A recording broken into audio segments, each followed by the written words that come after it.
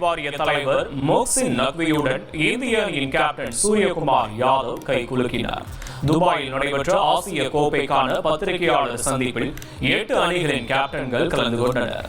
அப்போது இந்திய அணியின் கேப்டன் சூரியகுமார் பாகிஸ்தானுடன் ஜூன் மாதத்திலிருந்து ஒன்றாக விளையாடவில்லை, ஆனால் விரைவில் இணைவோம் என்று கூறினார்.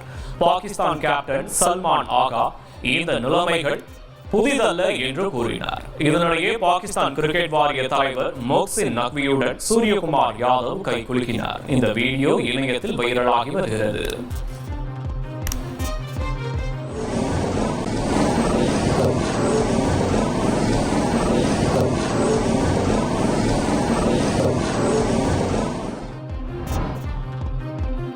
ஆசிய கோப்பை பத்திரிகையாளர்கள் சந்திப்பில் பாகிஸ்தான் கேப்டன் கைகுலுக்கும் முன் வெளியேறினார்.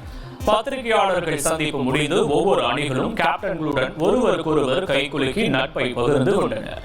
அப்போது பாகிஸ்தான் கேப்டன் சல்மான் ஆகா மட்டும் மேடையிலிருந்து கீழே இறங்கி சென்றார். இதனிடையே இந்திய அணியின் கேப்டன் சூரியகுமார் மேடையின் கீழே இருந்த சல்மான் ஆகாவிடம் கைகுலுக்கி சென்றார்.